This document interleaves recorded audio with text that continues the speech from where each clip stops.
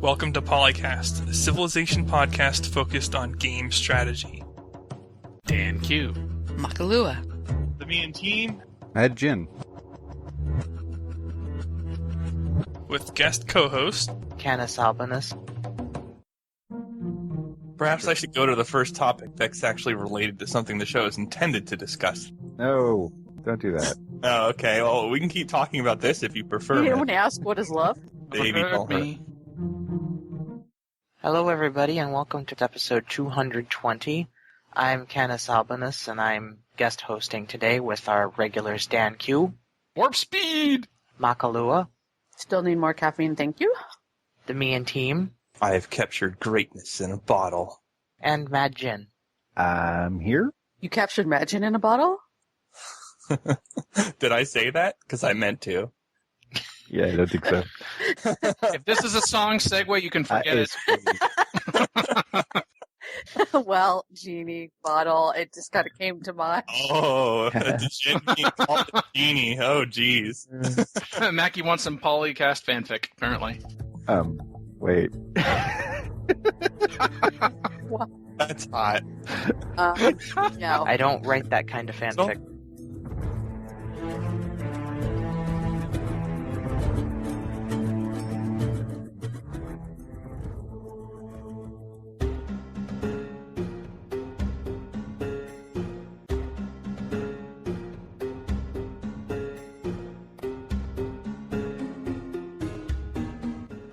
Got a Mega Bears fan article here on Japan. And I think what you really want to go for anytime you're playing as Japan is to get as far in the technology tree as possible and build giant death robots.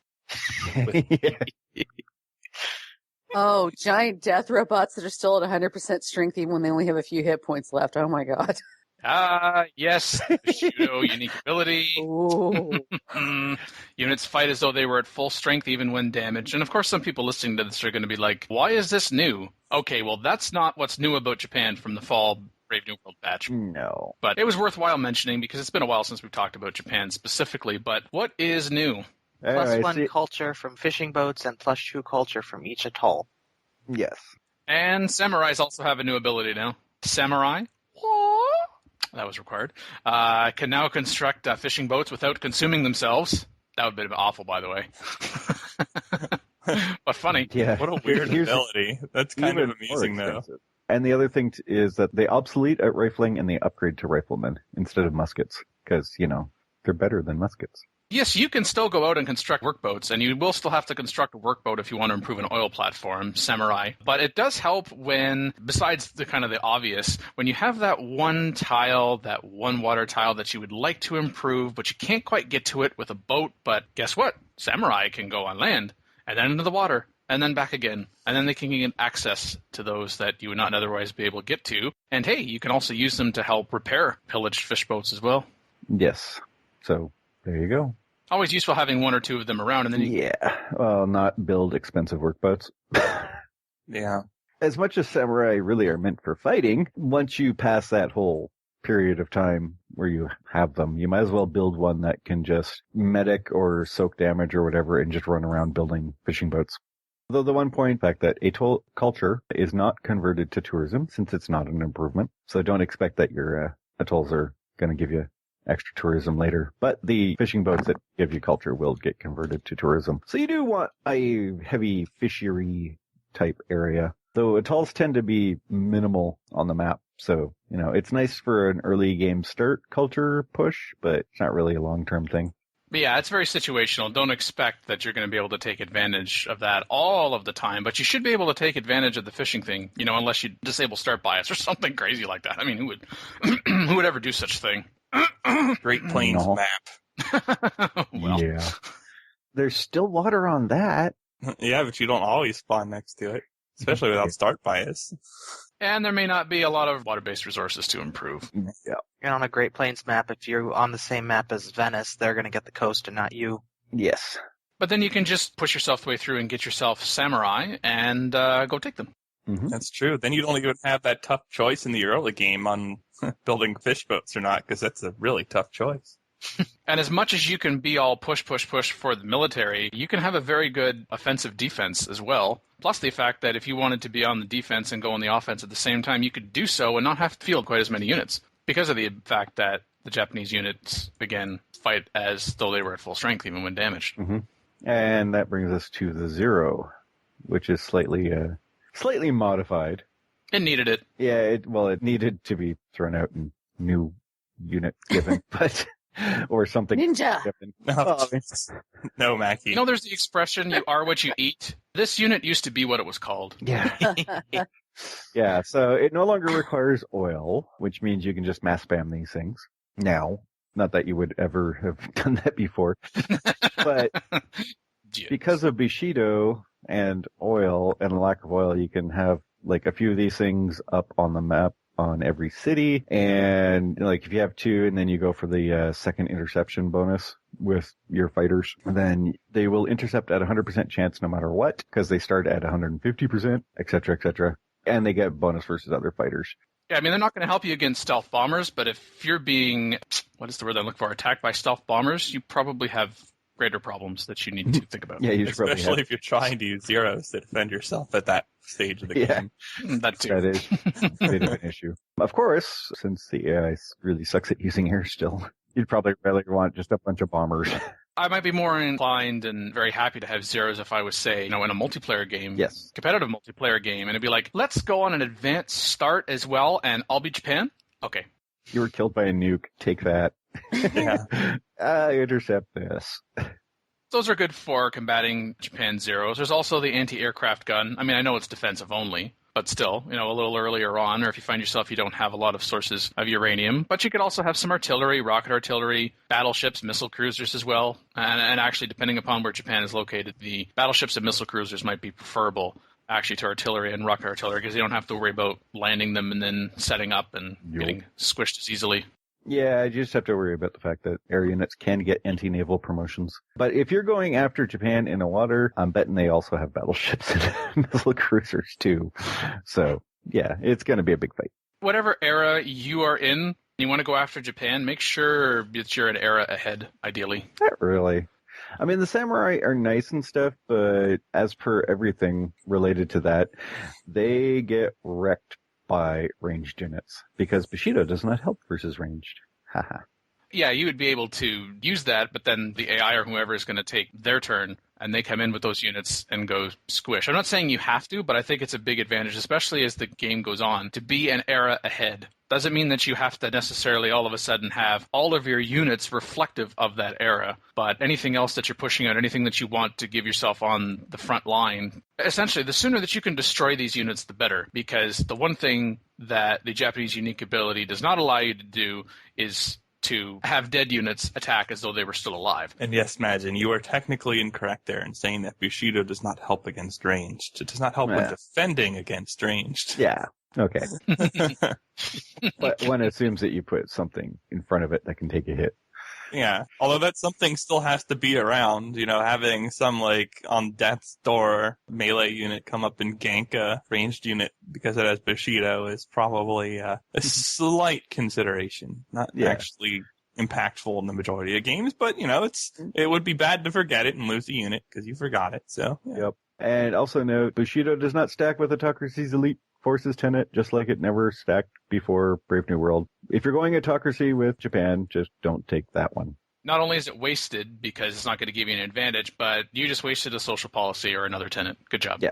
The way Elite Forces work, it just kind of bumps you up the list. So the whole math sort of thing, every amount of hit point you're down, if you're down some hit points, your damage, your normal strength percent goes down based on whatever your hit points is for your ratio. Well, yeah, you can see it. If you look at Mega Bears Fan's article, you can see the normal percent damage versus what Elite Forces and Bushido does. I guess my point is it would be kind of silly if you could do more damage when injured than not, which is the only way I could see them stacking. That would be fun to play with, admittedly, but... It's something people have been thinking stacked for a very, very long time, but still hasn't stacked ever. But it's okay. One thing that's actually, I don't think he listed it in here, is that horse units are kind of brutal as Japan because of Bushido. Bushido Knights, since they always fight at full strength, on defense, since they never get defensive bonuses, they'll at least still fight at full damage. He does mention just horse us. units, Oh. but mentions them in the section about how to fight Japan. He says use charge. Yeah. Okay. They can be useful. The charge does offset some damage because charge does more damage to wounded units, and Bushido only helps the one unit, but you're still wounded, so yeah, charge will give a good bonus. I do enjoy the mention about with regards to playing as Japan. Unfortunately, city-states don't seem to take Bushido into consideration when determining whether to be afraid. So you won't be any more effective at demanding tribute from city-states than you would be with any other equivalent military force. Okay, why would I choose this civ then? No, I'm kidding. Yeah. Obviously, you should just play as the Mongols. Mega Bears fan mentions if you're going war, Statue of Zeus, Great Wall, Hajime Castle, and of course then the National Heroic Epic. And then if you're going peaceful, Sistine Chapel, Sydney Opera House, and of course Hermitage, which seems pretty straightforward. You know, Statue of Zeus, was it 15% greater attack when cities? 15. And the Great Wall. Dan's favorite. They need to bring that into Beyond Earth so I can build it for Dan and Alan. Yeah. I think that would be called the Great Fence. Yeah, the Great Wall goes fast on Great upper Sonic difficulty levels. One thing he does mention in here, and it's kind of one of these things, Japan is an iron-related civ. So just like Rome, if you get to bronze working and there is no iron anywhere near you, Reroll. no, just go to university, skip steel, and go do something different and pretend that you actually are playing a civ that has no bonuses. Well, and it's also if you've explored effectively and you know Japan's territory and what they can settle towards and where their iron resources are, then you can be like, okay, do I really need to worry about them fielding something coming towards me? And if so, I know where to try to go to first so I can sit on it and go squish. Mm. Or go stop at that city and actually be able to have some yourselves. That would be preferable, but Yep. of course if they get there first, then in this case, well, okay. You still get Bushido, so you can still use other units to go puppet a city that an AI took your iron, and then eventually use that iron to go make your own samurai.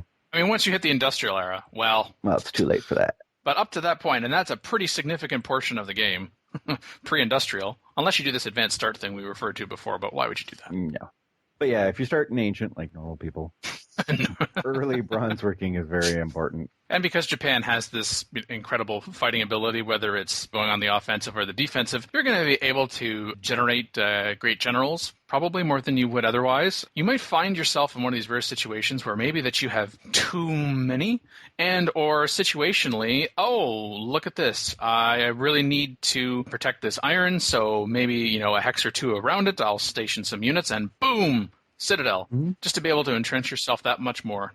Nice for choke points. Samurai also generate great generals faster. Yeah. So yeah, use them constantly.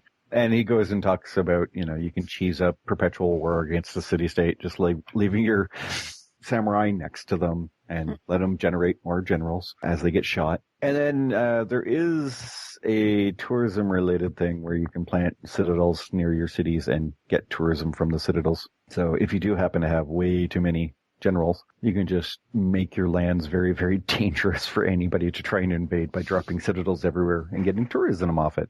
So you don't get very much. I think you just get like 2. As towards going diplomatic victory, Mega Bears fan notes, you can use your military to attack other warmonger civilizations and liberate the capitals of other civs and or city-states. Well, I would just say you could use your military to attack other civilizations, full stop, necessarily warmongers, but okay. And this can earn you some easy friends that will help you towards diplomatic victory. But then, of course, just be sure that you don't capture any cities that you can't liberate back to its original owner.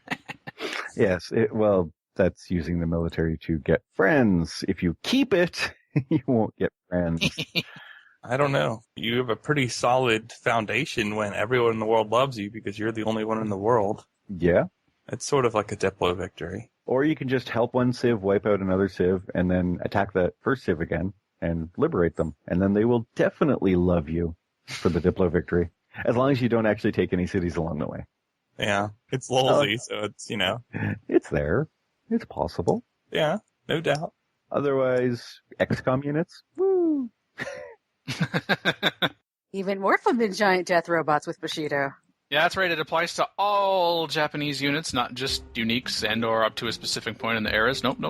Applies to all. Wow. Yeah. Nope. Recorded for episode 219 with Dan Q, Makalua, the Mean Team, and Mad Jin. Classicer has started a natural wonder tier list. Wants to making a tier list of all the natural wonders since there's been some discussion about this lately, and somebody had suggested it to him. He says, since we can all agree that the rating of the natural wonders depends on what kind of game you're playing, more production sometimes, more this, that, So his list is going to try and rank you. Oh, it's a list. No wonder Dan likes this. Mm-hmm. Although Excuse I me. am going to point out that this is a non-standard CFC list, because if you're going to do a tier list on CFC, you know that it has to be of a certain style where people vote up or down things, and it takes forever to get the thread done. That is how you do a tier list on CFC. Wow. Well, What? Because he actually just straight out and made the list instead of waiting for all the votes? What? Yeah. Oh, no. Look, the fact that it said list was good enough for me. Standard, non-standard, non-sequitur to me. Yeah. No Anyway, polls. so this list was going to try and rank each wonder by the average usefulness in a player's game, keeping in mind that most normal games go past 200 and Mortal, Pangea, blah, blah, blah, blah, blah. Yeah. Yeah, is that like Mackey's equivalent of yada, yada, yada? Yada, yada, yada.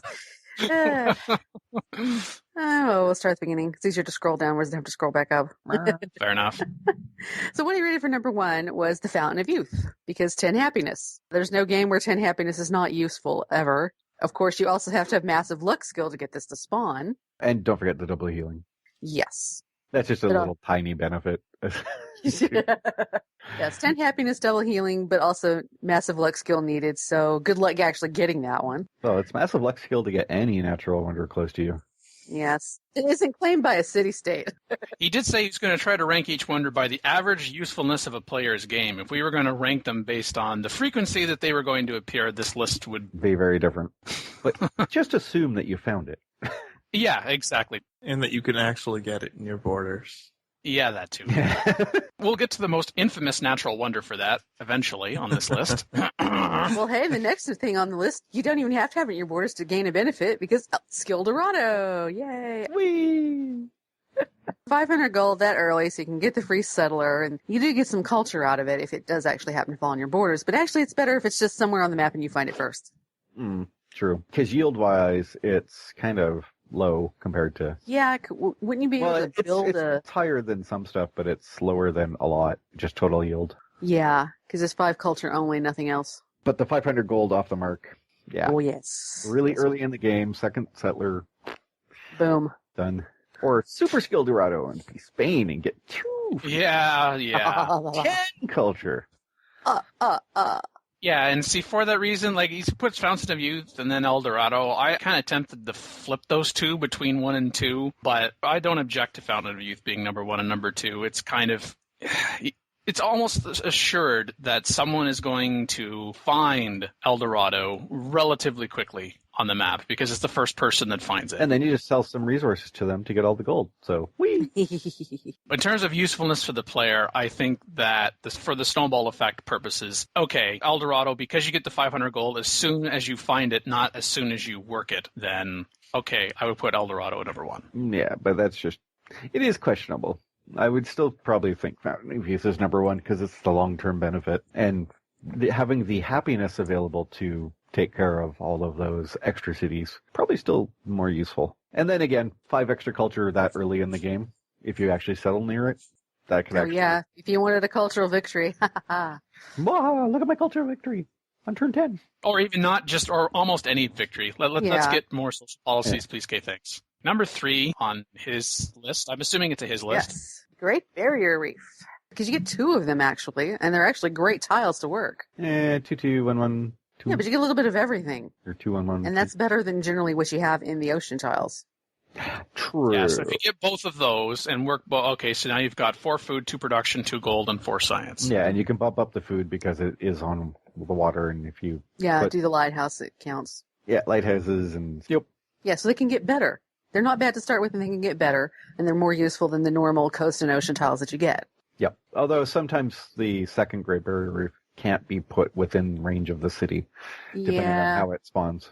I would say, based on my own experience, there's a 50-50 chance you're not going to be able to work that second Great Barrier. So I don't know if it would be number 3. Frankly, I would shove that down somewhere in the 8 to 7 range. Yeah, I put it kind of in the middle. Yeah. Yeah, because the next 3 are all something we are all after. Next 4. 4. Anyway. Oops, sorry. I didn't scroll down far enough to see that. Well. And there's more. Let's see, number 4, Sripada. You get faith, and you get happiness, and you get a little bit of food. I disagree with his the best of faith wonders. I disagree as well. 4 faith per turn is nice, but That's just like, what, a couple of temples or something? Well, you can get 8 out of Mount Sinai. So. Yeah, and both Uluru and Mount Kalash are both 6, plus a little bit extra, so that's still even better. Yeah, I mean, Mount Kalash is 6 faith, 2 happiness, which is 2 faith less than Sripada, but also missing out on 2 food. But who cares? I just make a granary and I've got the 2 food. I don't really care about the tile food-wise for that respect. Early game, you need faith. Mm-hmm. Later in the game, it's okay if it's a little less faith because you have other stuff to generate faith and you've already got your religion. But but help you to be first to Pantheon, first to religion. Yeah. First. Snowball. I will take Mount Sinai's 8 over of the other ones. Yeah, this is basically 4 through 7 we're discussing here. Yeah. All the faith wonders. Yay! And I would put the faith wonders in that range because getting a Pantheon to start with and then religion early in the game is extremely important. Even if it's just Sripada next to you, that's 4 more you're earning than everybody else. Except for those people who found it. Yeah, who got Uluru or Mount Kalash or Mount Sinai. Yes. But you know. Or met the city-states, the religious city-states. Yes. Okay, let's say for a moment that even if you get one of these faith-based national wonders and you start working them, that you don't actually get a religion. And part of me would be thinking, but why? But even if that's the case, then you're more likely to get a Pantheon first, or at the very least more quickly. Each city that you then settle is going to have that Pantheon. And then you're just going to help to accumulate all of this faith so that when a religion does come to you, hopefully there's some religious buildings attached to that faith. And then you can just be like, oh, look at all this faith I've got banked. Well, buy building. No. In that case, if you did not get a religion for some strange reason, but you do have a severely high faith output, it's called how fast do I hit the industrial area and just buy all my great people. I will take an engineer for this wonder. I will take an engineer for that wonder. Well, there's that too. Very worth it. Speaking of massive. Yeah, Mount Kilimanjaro. Forget what the tile actually yields. The great thing about this one is wandering on hills bonus. It's like, oh, that's a hill? That's cute. I can just walk right over that normally now. Ha ha. It's always nice to get your artillery-type units to go past Kilimanjaro. Let me sit up on this hill over here where I can see really good. Oh, you can't hit me from here. Oh, too bad. Oh, look, I already set up and hit your city. Well, it's also, hey, look, this hill pretends like it's a road, so I can move onto the hill and take half a movement cost, set up, and I still have half a movement left. Which is enough to go pew-pew. Yeah. Yeah, like El Dorado, this is a natural wonder whose real benefit comes from just being beside the dang thing. Yeah, don't actually have to have it in your borders. And as compared to El Dorado, it doesn't matter if you're not first to it. Yeah. Everybody can use it. Just make sure that no one blocks you away from it. Yeah, the part where you want it in your borders, you want to lock it down so no one else uses it. Yeah. Although as long as you can still get beside it, even if it's someone else's borders, you can still benefit from it, so long as you can get to it. Yeah. I mean, the 3 food and 2 culture, it's okay. It's a nice tile, but it's 5 yield versus a lot of the other ones, which are at least 6. I'll go drop a Great General with a citadel next to it, so it's in my borders. Hee hee. It's always mine. But yeah, road right past it so that things don't take long to get there. Yep. And then back. Doesn't matter where it is on the map. All units Mount must Kilimanjaro go, training chap. You will all learn how to get on hills. Yep. Let's see. Speaking of a buff. Yeah, number 9 is King Solomon's Mines. I don't know about that. He's saying he put this higher than Lake Victoria because you can get a lot of production from it with just a little population and doesn't require a city placement with good production tiles and stuff. And I'm like, but Lake Victoria, man. Yeah, Lake Victoria he puts lower on King Solomon's Mines, down at 11 instead of 9 as he has for King Solomon's Mines. Lake Victoria is 6 food. No. Lake Victoria is better. Yeah, it's not just It's that snowball effect. It's not just about the extra food and about the extra hammers. It's about the growth and the extra of everything that you get from that. Well, yeah, he says that he put Lake Victoria lower because you can work it as a pop 1 and just hard build a granary. While with Lake Victoria, you have to grow. But the thing is, if you work King Solomon's Mines from Pop 1, you're still going to be Pop 1. Yep. Yeah. Whereas if you're on Lake Victoria and you work Lake Victoria... You're going to be Pop 5 really fast. Plus all those other tiles that you're working as you're building. Yes, it'll take longer to get the greenery, but Lake Victoria itself You've got Lake Victoria. More than the granary. Yes. Lake Victoria's 3 granaries. Or you could work Lake Victoria and work all the production tiles around you that can be worth more than King Solomon's Mine combined, except that you'll also have more pop, which means more science. So Gotta think yes. about that snowball effect. Mount Fuji was squished here in the middle. It's another faith wonder. 2 gold, 3 culture, 3 faith. It's not bad. It used to suck when it didn't have faith, but now it's not so bad. Yeah. And he points out having one with nature helps too. One with nature helps with all of them. Yes. Yeah. Not Somebody forgot to point that out. Yeah, one with nature does not mean that you have to have faith before you can choose one with nature. You can put one with nature on any of the natural wonders. I find that completely useless as a discussion point. Well, as a specific discussion point for any natural wonder specifically. Because he uses that as part of his argument for his ranking for Mount Fuji. But yeah, that's for any natural wonder, and that's plus 4 faith for anyone forgetting. Yeah. Yes. Yes, skip over down past Lake Victoria to Old Faithful. See, That's I nice.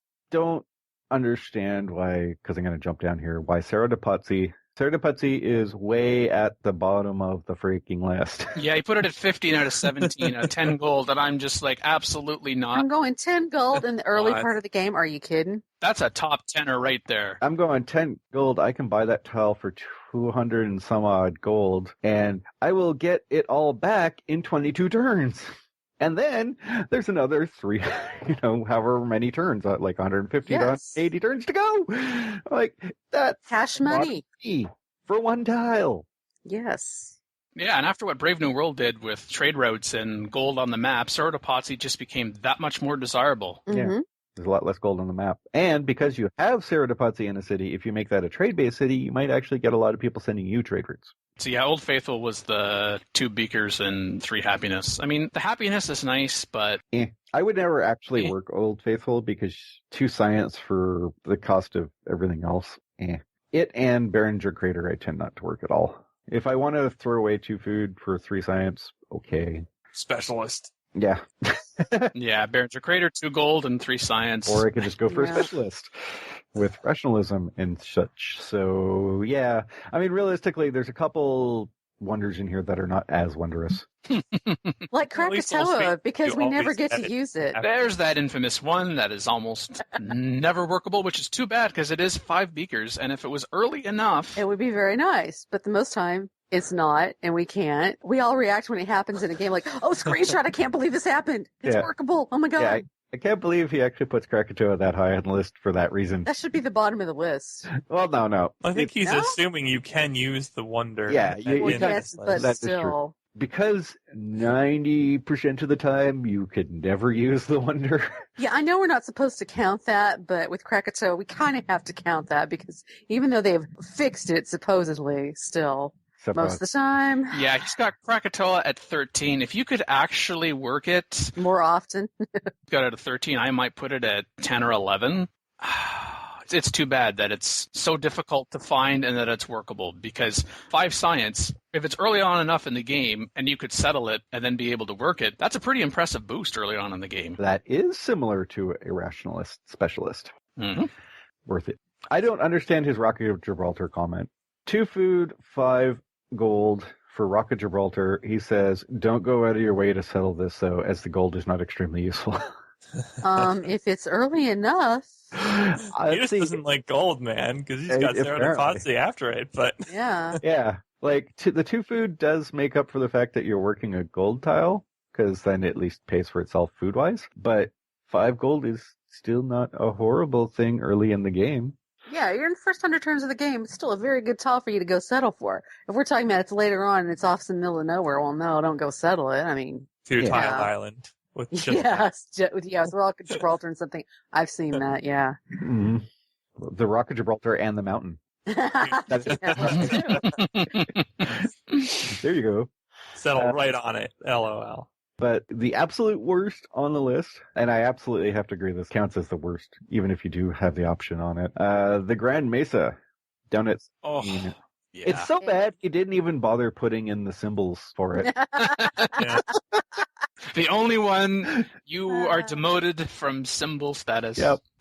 2 production and 3 gold. Wow, I just can't even. Yeah, no, it's a hill. You could just put a mine on a hill and get more yield out of it, or put a trading post on a hill and get more yields out of it.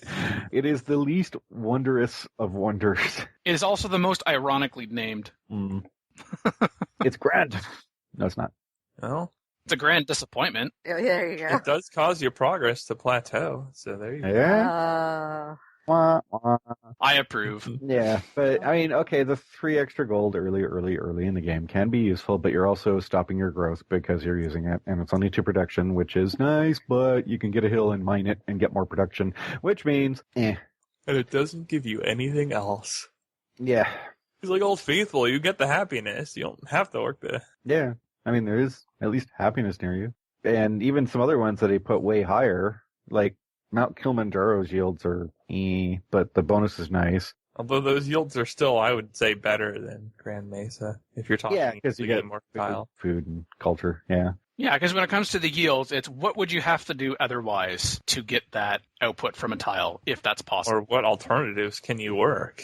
See, for me, when it comes to yield combo with effect, like if it is yield effect combo, then any of the wonders that are in the 10 to, say, even down to 7, I would say, if they have from 7 through 10 yields, then great, they don't need a side effect. If it's from 6 through 5, then they absolutely need a bonus side effect. And frankly, realistically, nothing should ever be done at 5. The natural wonders are supposed to be a couple around the map, and they're supposed to be big and powerful. If you can put yields way better than natural wonder, then they're not really that wondrous. Yeah, how do we specialize cities in Beyond Earth? Because, kind of don't exactly do that. The guy started this as, I'm going to call him Buddha. Buddha? Yeah. Buddha. Yeah, there's no H. No H, you're not Buddha. That's probably the actual pronunciation. Butter. So he says that he remembers back in Civ 4 that it made sense to specialize each city because of multiplication bonuses, but in Beyond Earth he sees almost no any bonuses. Oops. Whoa. The question is the need of specialization. He remembered something that gave plus 15 science to a city, which maybe you want to specialize that one in science, but other than that, any multiplication bonuses? There's things. Yeah, there are buildings that allow you to work specialists. They're not as Useful? Not as useful. They're not as frequent. We're not talking about rocket generating scientists involving like a quarter or a third of the tech tree either. Yeah, that too. No. There's a couple way to actually specialize in. Specialists in Beyond Earth are still a waste of time. They provide exactly 2 of the yield, and unless you take the virtue that gives them energy, they still eat the same amount of food as everything You'd else. still be better off having them work a tile. Yeah, because you can get that yield off a tile. Like if you go for a science specialist, you can just build yourself an array, or an academy if you really feel like it. And the array will actually give you more yields total than the specialists, and potentially also, depending on the tile that's on, might even give you the food to counter the fact that it's being worked.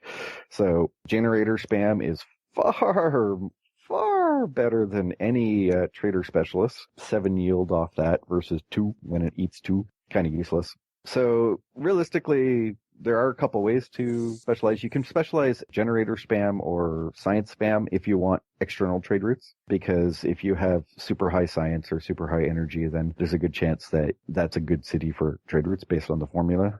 Although with the way trade route formulas work right now, it's kind of backwards. So you're kind of hoping people send trade routes to you by you building up like a mega energy or science city. There are some percent buildings in the game, though generally not so high comparative to Civ 5 or even Civ 4. So you're not aiming for like plus 100% science or energy or anything like that. You're looking like maybe plus 30, plus 40. They may or may not be where you want them to be on the tech web for what you would otherwise Yeah, that's do. part of the short list that's in here. Either it's resources you can't spare extras of, or it's off your affinity tech path, or it's on a tech path that goes nowhere that you need for this game, or the tech that unlocks is expensive, or it needs too many affinity levels and therefore it comes in so late. Yeah, it's kind of one of those things of you build everything everywhere anyways, because a lot of it's just flat yield. So if you're building everything everywhere anyways, and the build costs tend to be low, so it's fairly straightforward to do that, no matter what you're doing. Yeah, the maintenance in BE doesn't seem as harsh, because it's like I can go around and build all these things, and maybe the things I get generator spam. Yeah, there's ways to get around that. So it's not like in Civ 5 where you had to streamline, or even Civ 4 when you wanted to streamline things. Don't build all these excess buildings in every city. And this was like, just build everything, dude. Throw kitchen sink approach.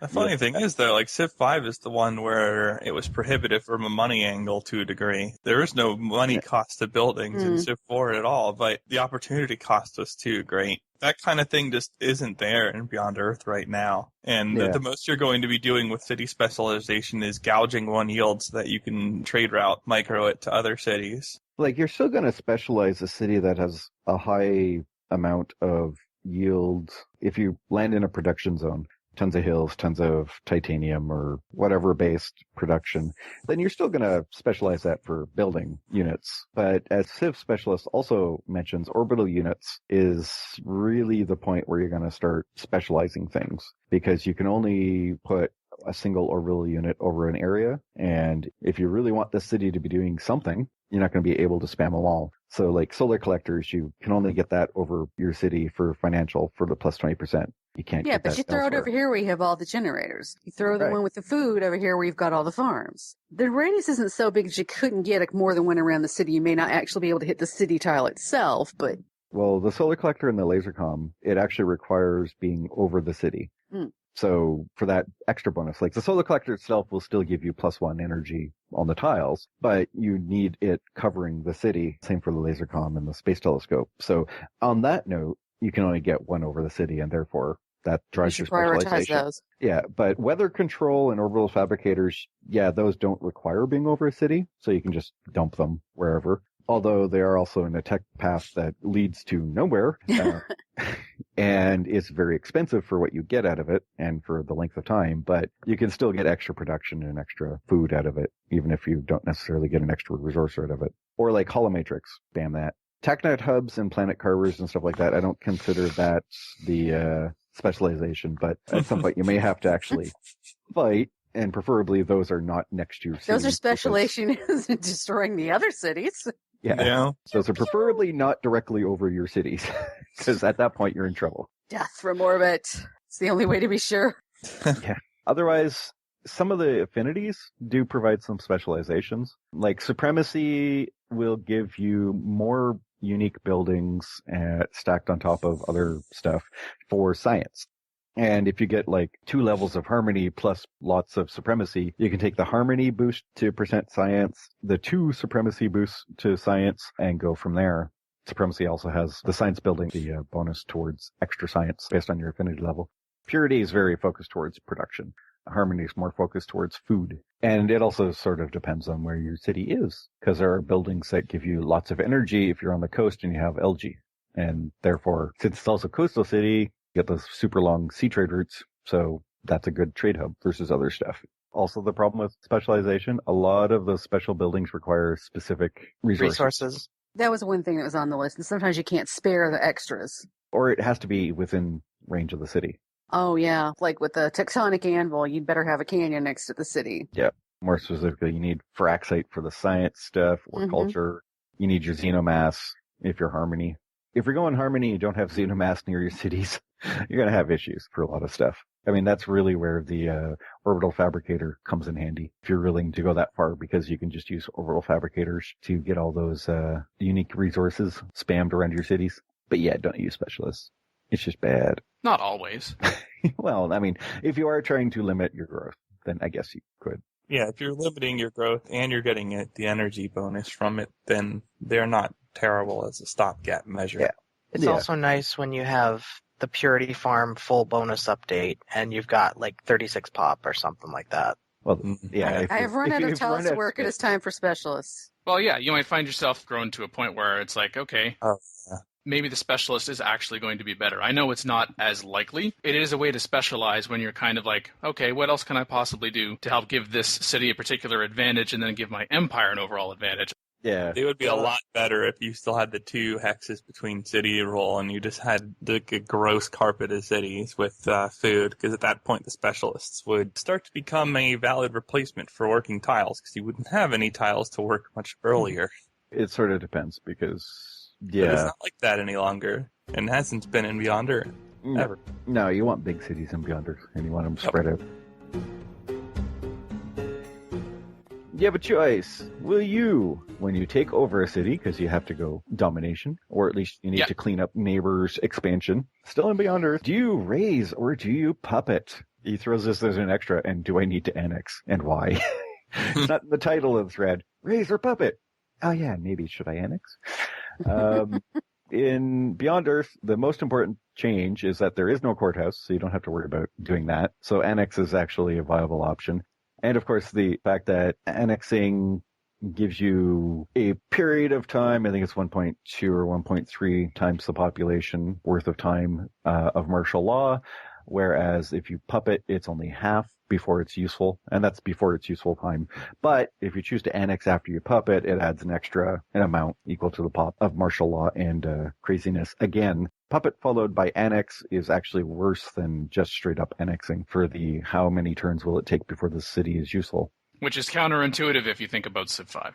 Well, if you think about Civ 5, you always want a puppet because if you annex right off the mark... terrible balance with that, yeah. Annexing right off the mark was basically the game developer's way of trapping new players. Because, when you annex right off the mark, you can't build that courthouse. You can't do anything until it's done. So there was no point in ever pressing that annex button right off the mark. Whereas you always just puppet.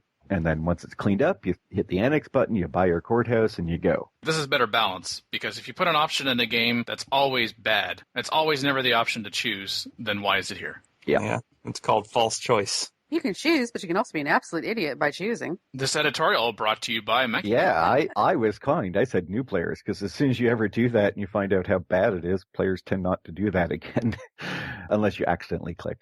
I have misclicked a few times.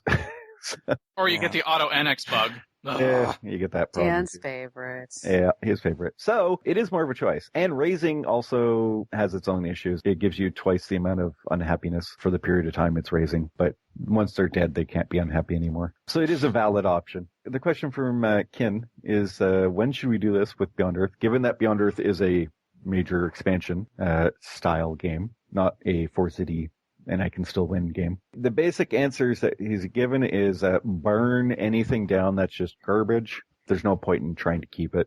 Raise and replace is actually a viable option.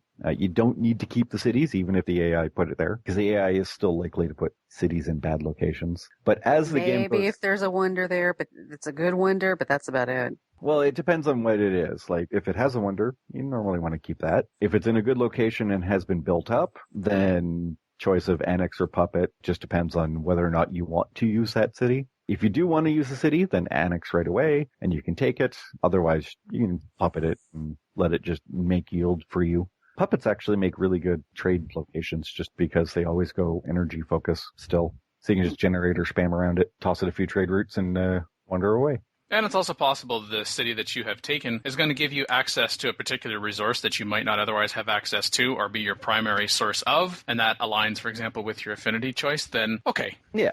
So, I mean, as you go through the game, raise early, unless you can't raise it, like the capital. Puppet for now, but just keep in mind that don't puppet now and then try and annex it 100 turns later after it's grown way bigger than it needed to be. No. Because that'll. Do you like pain?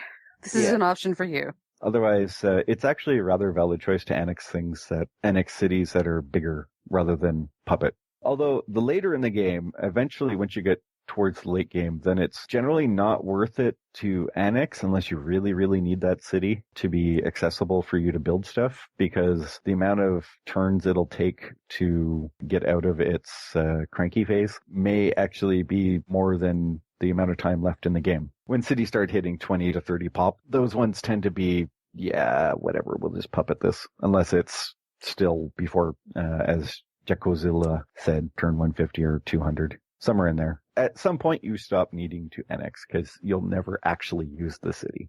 Yeah, for direct control, because you got to look at, like you said, how many turns is it going to be in martial law, and then based on its production output and production capability, is kind of the equivalent of how many units or how many buildings am I going to have to then be able to construct to say that it was worth all of those turns of martial law. Even in the later game, you might be better off saying, hey, this is a nice spot. I haven't settled there. Why don't I go ahead and settle that, and then start really pushing improvements so that you can grow the city and work the tiles and or specialists or whatever, and then just construct in there. What you guys are saying does not make sense. 30 to 40% of the gameplay, at least, maybe even half of it, is micromanaging your trade routes. And if you don't annex the city, then how are you going to get more trade routes to micromanage in the late game? You build it somewhere else and transfer the trade route? No, you got to get that trade depot up as fast as possible in case you destroyed it. Well, it depends. Then you need to build more trade units from the annexed city as well. So you need to make sure that you have as many trade routes as you can possibly have in the late game.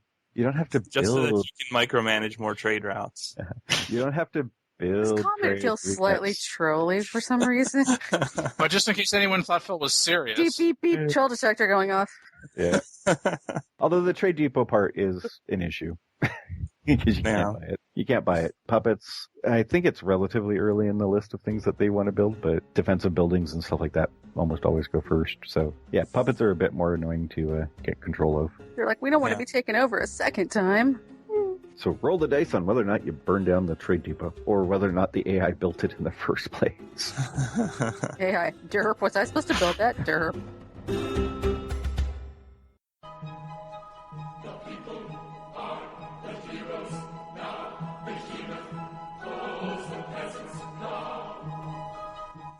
Turncast 2014 listener feedback survey.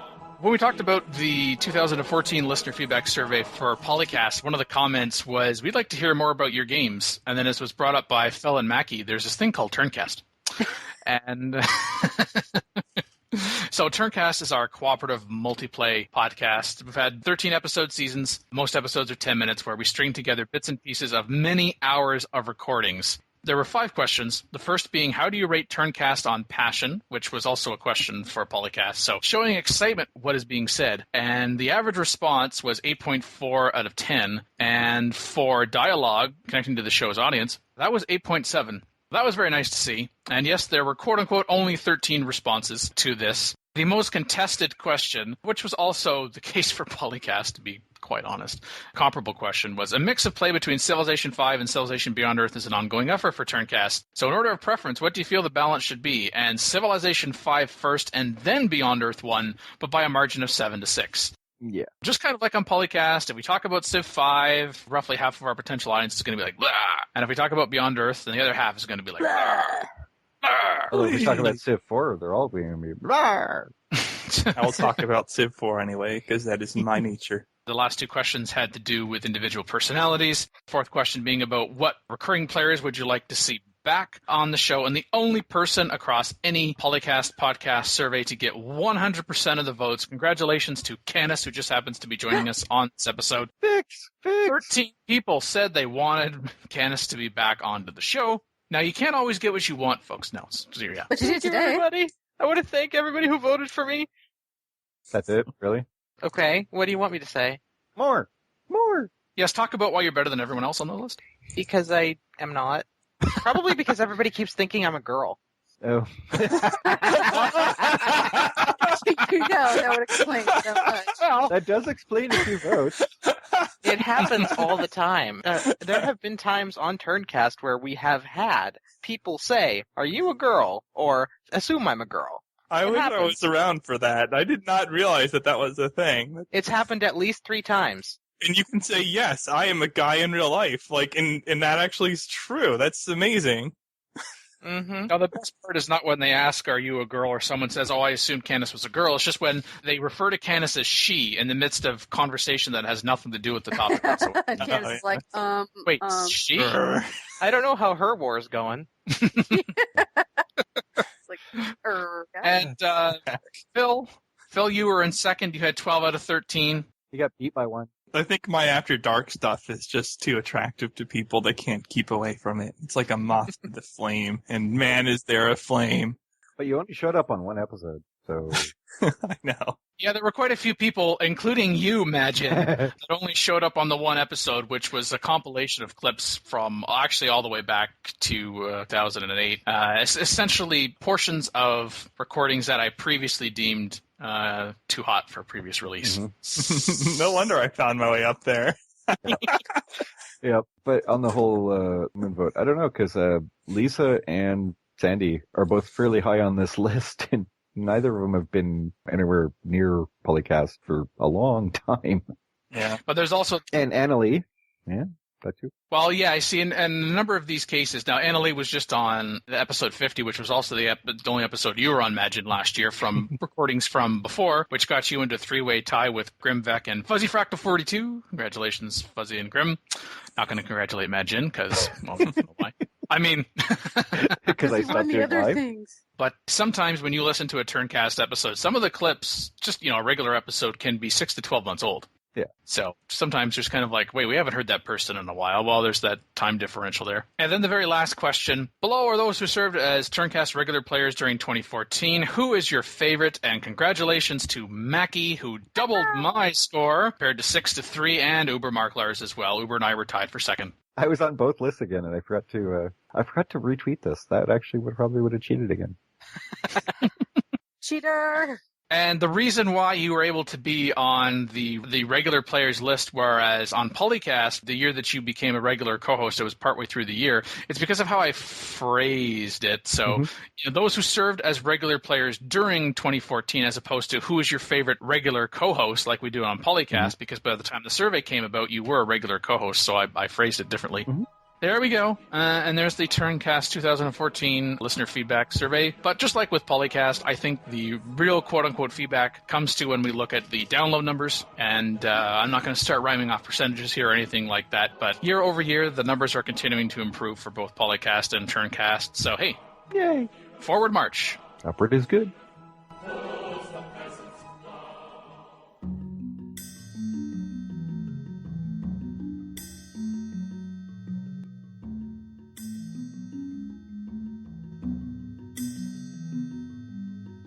I could build a spaceship. Starship. Wait. So we now have, we've already had Sid Meier's railroads, all these other things. Now we have Sid Meier's spaceships. Ooh, Starship, actually, but Starship. Yes, sorry. Starships. Sorry. Channeling and landing from the Lego movie again. Spaceship. you cannot build. Scheduled to arrive in early 2015, the turn-based game is coming to PC, Mac, and iPad. And I'm reading from the GameSpot article. And I'm like, oh, so it's coming to iPad, but it's not to come to Android, or at least there's no word about Android? Yeah, there are other tablets, guys. Thanks a lot. Android doesn't dominate the market. That's what I have. I want an Android version so it'll work on my Kindle. You should not be using a Kindle. Why? It's not a tablet. It's a reader. Oh, sorry. Kindle Fire, if you want me to be technical about it. Yes, which I do. is a tablet. Shut up. No. Publisher 2K teases that Beyond Earth and Starships will feature cross-connectivity for people who own both games. They won't go into specifics, but says that this integration will, quote-unquote, enhance and expand upon both game experiences, which is, I wouldn't say it's the only reason we're talking about this, but... It's the only reason we're talking about this. Except it's Sid. No, Sid made it. Okay. That's the important We don't cover everything Sid on this show just because it's Sid. It just happens to be that everything Sid recently has been Civ-related. Well, except for Air Patrol. Most of what has been. Once we get more specifics on what that exactly means, the connectivity with Beyond Earth, I think that'll determine in considerable part how much we're going to cover it on this show. But it is space, and Beyond Earth is also space. Yeah. And there is a connection mentioned, so it's worth noting. Gotta go to space. My prediction is that Starships is just Ace Control or Ace Patrol, whatever it's called. In space. In space. I'm pretty sure it's pretty much the same game. I wouldn't say it's pretty much the same game, because that would be silly. Yeah. They did release Ace Patrol and then Ace Patrol Pacific Skies, which were basically the same game. Yeah, but that's both under the Ace Patrol. I mean, if it was Ace Patrol Stars, then okay, you could probably say that. But otherwise, I mean, for the connection to Beyond Earth, there's two obvious things in the trailer. One, it's post Beyond Earth, and two, it's in the same canon as Beyond Earth, so it's after Beyond Earth, and apparently Purity 1. Yay. What? Woohoo! Well, if you read some of the comments, it's like, oh, that looks like a Purity ship. Well, it kind of makes sense because if you're Harmony, why would you want to leave the planet that you just spent the whole time trying to get in connection with? Yeah, and if you made contact, why would you? Maybe I want to spread my Yeah. harmoniousness to other planets. But also, the important point is that it actually did mention that there were other planets also seeded, and they sucked because apparently they lost. Those are the planets where you've lost. If you lost the game. And this is the planet where you won the game. Going off to find out what happened. Like, we got a signal. Oh, no, actually, those are the planets where they put out the contact victory, except that it actually called you instead. And the purity is like, dude, we're all still human here. Dina wants to know, Mackie, do you want to go to space? Space! Gotta go to space. Space.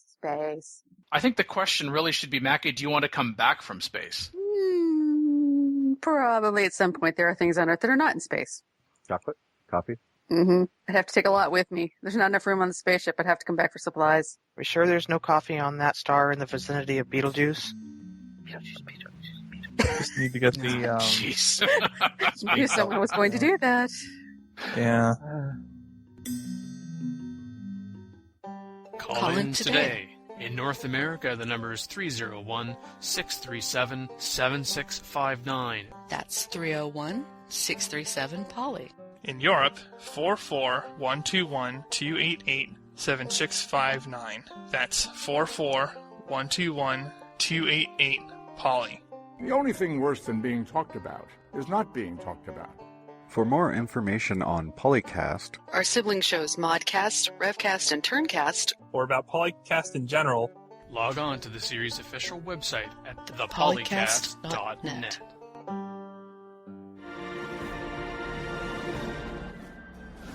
Did you just segue yourself? I segued myself. Yeah, look at Yeah, that. this is a family-friendly show. Oh, and segueing other people is better than segueing yourself? It's more natural. Oh, what? If you don't learn to segue yourself, how can you have other... Oh, okay, let's not... Okay. I don't want to be here anymore. Hey, guys, let's have a three-way segue. Yes! I don't think they can carry the weight. What are you trying to say, Canis? Now it was destroyed, damn segue. Yes. Destroyed it, you wrecked it. We destroyed it till we come in like a wrecking ball. No, my... Mackie. All right, I mentioned Christine earlier. Mackie mentioned Although Miley. if you didn't do it, I would have, so... I'm more just surprised it was you. Let's both get the orbital facepalm cannon. Wait, they implemented that? Mod. Aw. I think Canis might have something to say about you trying to I get... was going to say it's mine. No. We've known about the orbital facepalm cannon long before you showed up. I've elicited it from Mackie multiple times. Pretty sure Mackie never referred to it as the cannon, though. May have... Canis took the concept of the facepalm from Mackie and applied it on a grander scale. Yes, I've And definitely then- said so. face bomb, but And then I gave Mackie the code to the facepalm cannon so she could use it whenever she wants, because, she has the copyright to it. Uh-huh. and I find a lot of use for it around here for some reason. By the way, Mackie's ultimate food, coffee-flavored cookies. I have no idea. I guess you could. Focus of flavor, yeah. They taste just like black coffee. Cookies. Well, if you want something that just tastes like black coffee, just make a pressed cake out of the leftover grounds. There you go. No. Oh. Actually, I was going to say, if you want something that tastes like black coffee, make coffee. But, okay, you want to go all crazy. So you can do that too. I want to do some I'm gonna actual go work. crazy. Duh. I pictured doing that. It was awesome. You can picture her making coffee? That's great. This has been episode 220 of PolyCast, and I'm joined by the usual crew of crazies, such as Dan Q. Secret listener. What? Imagine. I was also here. The me and team. I wrecked you. King Paul has returned. And our guest host, Canis Albinus. Something witty involving spearmen and tanks.